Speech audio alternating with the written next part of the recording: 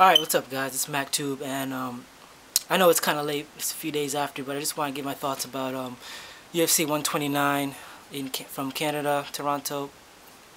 And I wanted to talk about this card, but it's not so much could be a review as a rant, which I don't really like to do. I don't like watching them, I don't like doing them, but I'm just kind of tired of certain things, and I just want to get this out of the way because it's just been bothering me for a while now. So I'll just get right to it. UFC 129 as a whole, I like the card. I thought coming in that this was going to be a decent card, not the most spectacular card of all time or anything, but a solid card, and it was.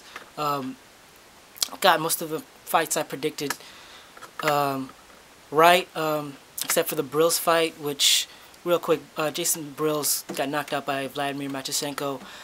You know, really kind of disappointed but with Brills, but he he's the only one I picked to that lost, and he was coming off a loss. He hasn't fought since that fight with Little Nog, which people go back and forth on whether he won or not. It doesn't matter. It's in the record that he lost.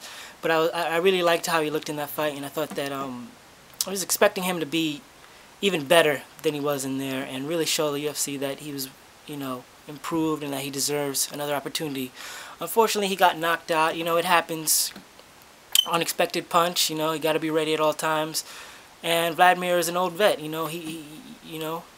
thought that he had been that these last few losses for Vlad was really getting to his head, and I thought that he's just been declining for the past few years. But he showed that those skills that you have don't completely go away over time. Maybe he just fell into the wrong opponent, or maybe he just had a great night. The bottom line is he had a great knockout, one of the fastest knockouts I've ever seen. It was super quick, and knocked Brills out. So congratulations to him. I heard that he wants to fight Little Nogueira again, or Tito, to erase those losses. So I'd give it to him. I don't see why not. I think he's redeemed himself from his past quick defeats, and he is a legend. So if he continues to fight like this, who knows? But Jason Brills, I don't know. It's a tough loss for him, but we'll see what happens with him. I still think he's a decent fighter, but man, I don't know. Ben Henderson won his fight convincingly. I thought very smooth, calculated, technical fighter. Was a little worried when he got taken to the ground by Bocek, but very resilient as usual. Typical Ben Henderson. Weathers the storm. It looked like he was getting the better of the stand-up, which I'm glad to see. He's actually showing his stand-up more. He just fearless stand-up. He just goes right after him, which is what every fight fan wants to see. Aggression. And he's just a technical fighter, man. He's tough to submit, tough to keep down. Bocek couldn't repeatedly try to take him down after he started to get knees and hits. And he was successful, but he just couldn't keep Ben down. Ben was just scrambling, and just beautiful fight for Ben Henderson. One of my favorites in that division, and I'm glad he finally rebounded from this fight, because a lot of people were writing him off after that Pettis kick. I don't know how you could, because he's incredibly good. I think he's easily a top contender, and he proved it again. So watch out for Ben Henderson. I think he's one of the best, most underrated guys still, and yeah, I wouldn't be surprised if he wins the title again someday. So good job, Ben.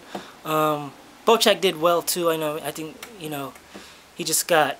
I think he just needs to work on his stand-up a little bit more, but not a bad fight for him either. So just Ben was a little bit better. Jose Aldo and Bocek, not Bocek, Hominick was probably fight of the night. Glad Jose was able to pull that out. I was rooting for him, and I picked him, and he came through. But it was a really tough fight, which is what you really want at the end of the day, especially from a championship fight. Is a good fight. You don't want, if it's just one-sided all the time, then you really don't get anything out of it. You don't really get technical, chess match as MMA can really be. So I'm glad this really went back and forth in hindsight. At the time I was watching it, I was kind of nervous for Jose, because he was dominating the first few rounds, but after a certain time it looked like he was getting tired, and he was getting shot after shot, and I don't know, you never know what could happen with that. So, but it was good that Jose was able to rebound from that and showed well-rounded skills. I don't think anyone should criticize him for continuously taking him down, because I think it shows well-rounded skills. I don't think you can be one-dimensional in MMA at this point, and the fact that he was easily able to take him down, I think every round, at least twice a round, big thumbs up for that. Jose Aldo is just a man right now. You can't say nothing about him. Dominic fought his heart out. He won that last round clearly, but it just wasn't enough. Jose was just too many takedowns, too many hard shots. But man, it was a good fight though. Definitely the fight of the night. Props to both guys, man. They deserve that fight of the night bonus. But real quick, what I want to talk about more than anything is, the GSP Jake Shields fight. Like, I've been really frustrated with the fact that people have been criticizing GSP over the last few years over his style. So, I mean, I understand. I was one of them back in the day. Obviously, before he started this trend. After his fight with Jake Shields, not John Fitch, where he pretty much dominated the fight but didn't finish. That was pretty much when it started coming out that people were criticizing him. They don't give him the respect he deserves. Continually say that he's a boring fighter, he's a scared fighter. And it just, like I said, I was one of those at the same time. But once I started thinking about it, I really started to get upset at that idea, because a lot of people who come on here profess to be MMA fans, profess to be MMA experts, and no one's an expert, especially if you haven't fought in the sport. But people who you expect to be intelligent, just make ignorant claims. This fight, what you thought was going to happen was that, you knew both guys were great grapplers, in that Jake Shields was most likely going to try and take this to the ground, and GSP would try to stuff that and keep it on the feet. What happened was Jake Shields decided to stand. I don't know if it was his game plan. I'm pretty sure it was his game plan, because he probably thought that it would probably be, even with his skills, it'd be tough to take GSP down. So let's just practice my stand-up and hopefully get him tired, and at one point maybe take him down. Who knows?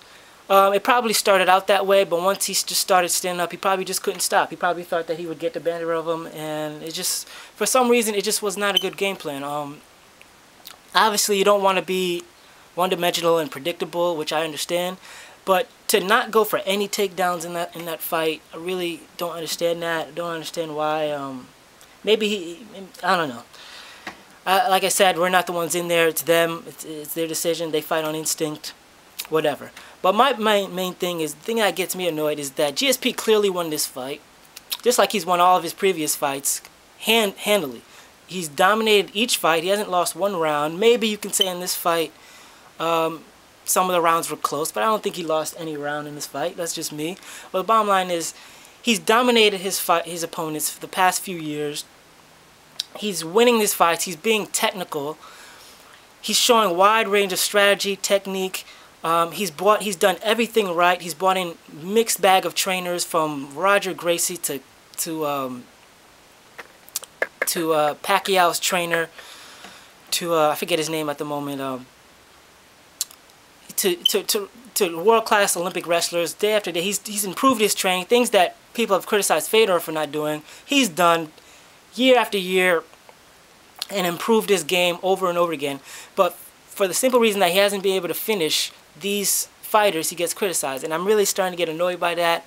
I've seen so many reviews since this card came out criticizing George, tired of him. Even reporters, Ariel Helwani is getting on my nerves too with this, asking Dana if he's disappointed.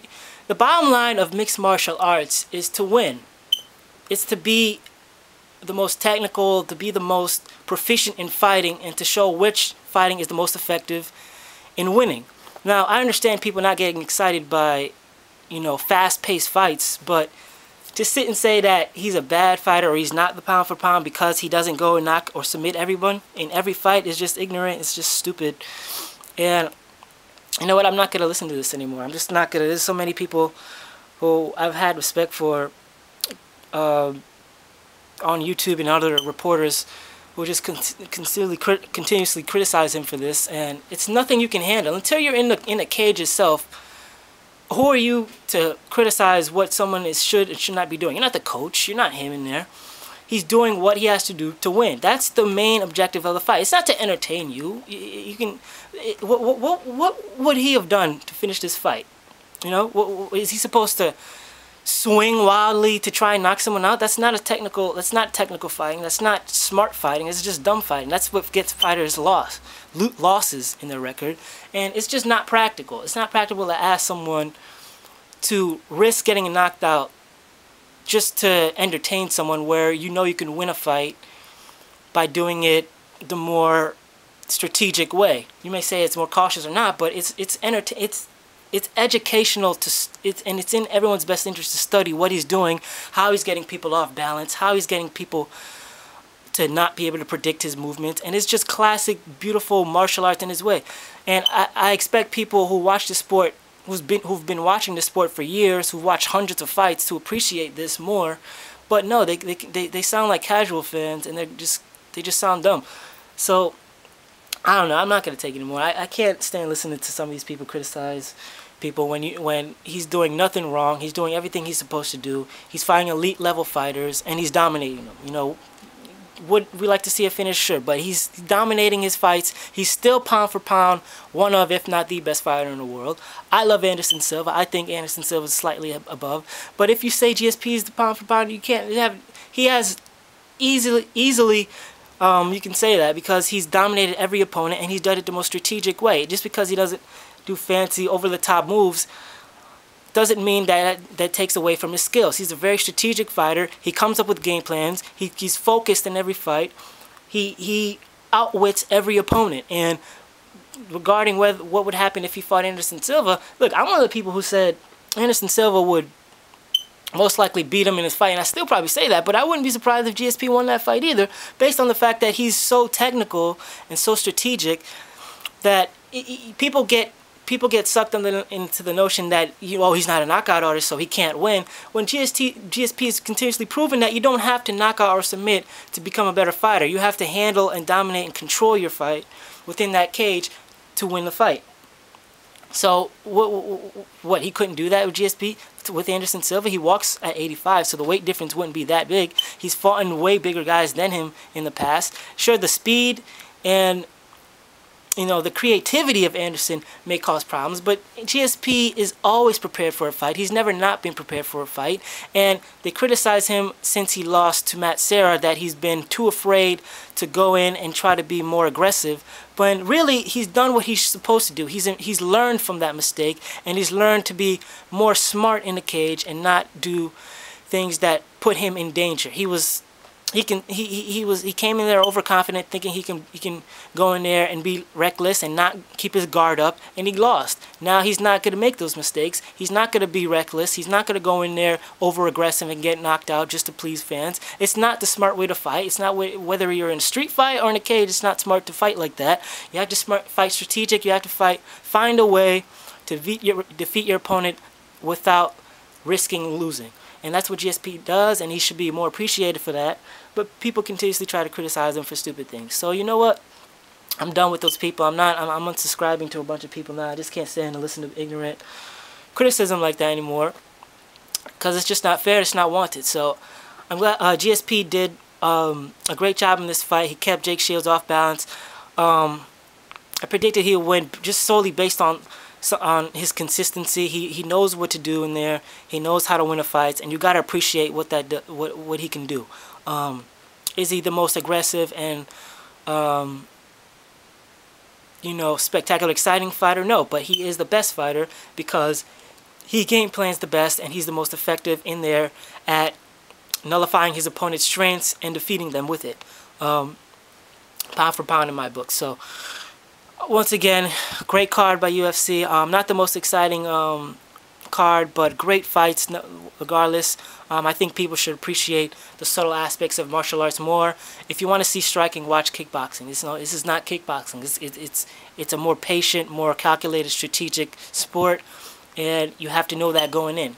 I think people work their ass off learning these different martial arts and evolving them over time. And GSP is one of the the main examples of people who continuously improve in their skills, and he's someone who all fighters should look to study their game, because he's always improving and changing his style. And I think he just deserves more respect. So that's basically all I wanted to say. People should respect GSP more, but people are going to think what they want to think. Bottom line is a great card. I'd like to see him fight Diaz, but you know, Diaz wants to box. I don't know. But then again, I heard recently that he'd like to have the fight. So I don't know what's going to happen. I'd like to see that fight. I think that's the only welterweight or under fight that GSP could really find interesting. Once again, not going to pick a winner in that fight, but I think GSP's proven once again that he's one of the best, if not the best. And anyone who's just criticizing him is just not understanding the appreciating skills that GSP has and his strategic will. They just don't have appreciation of that. They just want to knock out in a submission every time, and it's just not the way it should be. But bottom line is a great card. Look forward to what they do next. You know, I still prefer Strikeforce, but I think UFC did a great job selling out that arena. It's amazing production by the UFC. They did a good job, and I just hope that they continuously try to improve that over time. So yeah, that's what I have to say, man. Yeah, I'm unsubbing to these people who are criticizing and just saying ignorant things. So yeah, I encourage other people to just try and look at things from different perspectives. So that's all I can really tell you. So yeah, that's it, guys. I'll be back with more MMA videos in a minute, and keep watching. So that's it, peace.